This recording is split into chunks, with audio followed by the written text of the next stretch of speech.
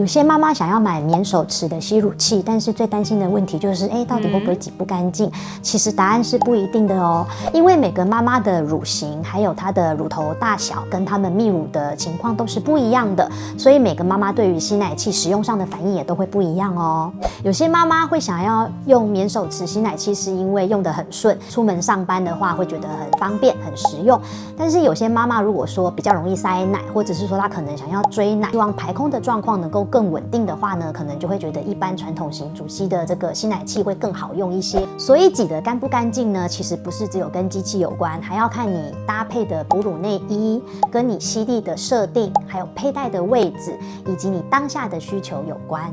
不是免手持的吸奶器一定不好，而是要看它适不适合你。所以如果妈妈有需要的话呢，都可以到我们全台的妈妈味门市体验我们这个有热敷功能免手持的吸乳器哦。